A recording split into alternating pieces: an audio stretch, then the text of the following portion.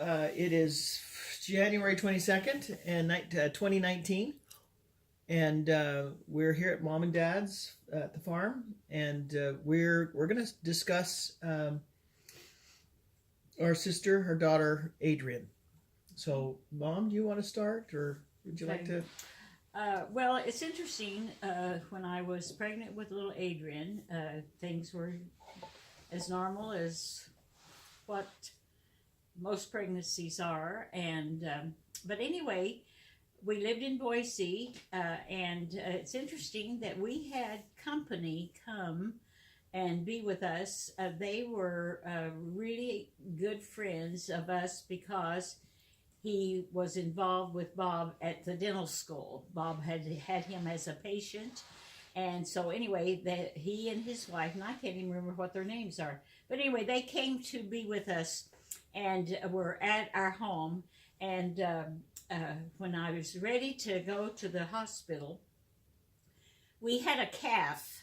We had cows and calves on the property there.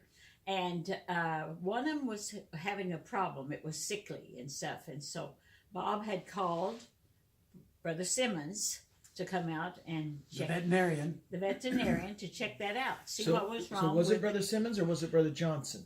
Well, it was Brother Simmons. Okay. And then Brother Johnson worked with him also. Okay. Brother Simmons is Meredith's wife, Corinne's father. Right. And he was a vet there in Boise. Well, anyway, I had to run to the hospital, so Bob took me to the hospital, and he had called the doctor, Dr. Root, and to tell him that I was coming in, and that I really usually deliver quite fast, quickly, and so be aware of that. So anyway, we go to the hospital. Who were the other doctors that you? Dr. Coleman. Dr. Coleman was the other doctors. Typical yes gynecologist. That's correct. I'm right. But Dr. Root was the doctor now, and anyway, he never did show up. I was in labor and everything, and so I didn't have any anesthetic or anything like that, an epidural or gas or anything. I just didn't have anything. And so anyway, we kept waiting for him to come, and he never did. And then we also thought that somebody else would come that was already there as a doctor on call, and so we kept waiting for that, but it never did happen. Well, the nurse was there, of course, and she says, I can take care of everything. We're fine, and go ahead. Let's get through it. And so I did. I delivered her without any assistance. And when she was being delivered, when she was finally coming into the world, I looked down at where she was being coming out, and I saw her either gasping, because she never did cry. She never did cry like most babies do, or as soon as the doctor spats them on the bottom, they usually will cry. Well, when I looked down at her, she did not cry.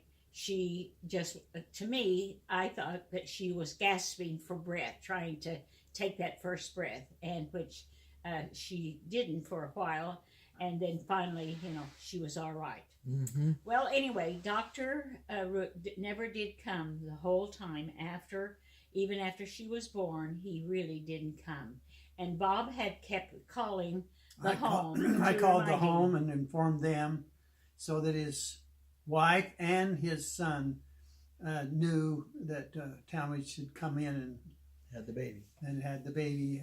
Well, this was before, where we were on our way in, so we had plenty of time to get there.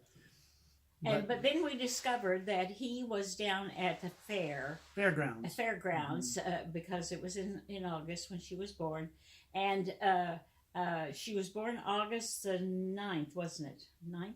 This is the 9th, no? No, it's 28th. I'm sorry. Mm-hmm. Anyway, he never did show up, and so I was released. In fact, Bob was really upset about the whole situation, and he went to Bishop Clark and talked to him. Well, it and was after. after she was born. Yeah, no, I went down to the fairgrounds and found him. I can't figure out how I knew that he was down there, but I went down, and there he was in he was in the John Birch Society booth. Selling, and anyway, that's when I went back to J. Richard Clark was our bishop at the time, and I just told him I was just having very hard time handling this. And we Because thought you were really upset.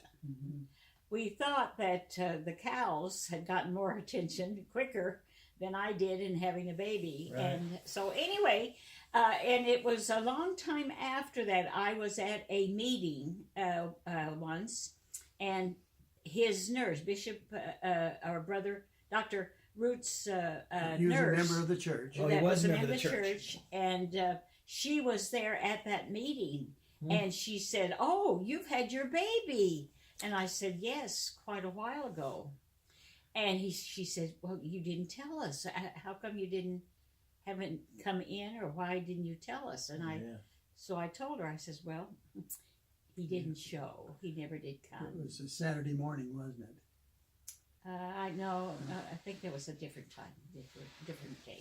I was talking to her.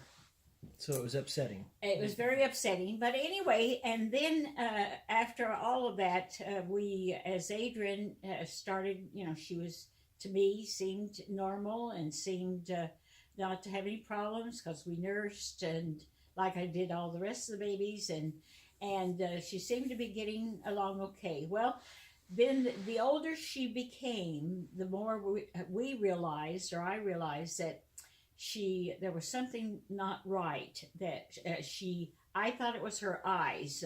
Her eyes didn't function properly, and so I thought, well, something's not really right. And so finally, when she was probably about 2 or 3 months, or maybe even older, much older, I should say, we took her to a neurologist right there. She couldn't focus And her eyes on individuals or people or She couldn't things. follow your hand, or if somebody would walk in front of her, or in movement, she just wouldn't follow. When I drive off the car, when I go to work, she could follow the car for a ways, and then she'd have to move over here because she realized that the car it wasn't a smooth move with her head following me out when I was yelling goodbye. And plus, honey, also we noticed that when she started walking, that she would always come up, say, to the crack that's divides the big blocks of the sidewalk.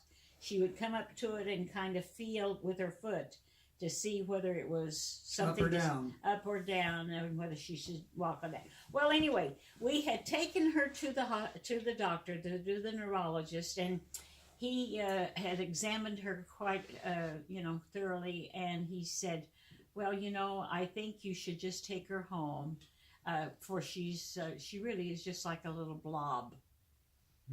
And of course, that just really upset me. I thought, how rude and how crude and unkind that you would say it that way, because she wasn't a blob. No, I mean, she could function, she could talk, she could walk, she did normal things like most, children do. Right. Well, so anyway, we decided, since he said that, we said, well, we probably should take her to the primary children's hospital in Salt Lake, because that's where basically everybody took, if there were serious sicknesses and illness and children's problems, that's where they would take her to the primary children's hospital. In fact, the primary children's hospital was owned by the church, run by the church, and everybody usually were members of the church that went there. Right. We used to have penny drives. Yeah, We used to in have primary. in primary. We always gave donations as far as little kids are concerned, with pennies, and We so were anyway, there, it was I quite think, funny. 3 days. We were there 3 days, and what they did is they gave her. They wanted to see how she responded how the brain was working when she was sleeping. So they would put her to make her, have her go to sleep and stuff, and took all kinds of X-rays and did all kinds of tests and stuff like that. And then he did tell us at the end, when it was time for her to take her home after all the tests, that basically probably half of her brain had been damaged. She was running about 50% of a normal child for that age, which was about right for the rest of her life, that she was running at about 50%. Because the younger children, as they came up, they would pass her up. And Excuse me. So anyway, we excuse me. We brought her home and we treated her just like we treated everybody else. We did not treat her as if she couldn't do it. Like when she learned how to swim, she learned how to pray, she went to primary, she went, she was really loved by lots of people. And in fact, let me tell you one experience that you might remember.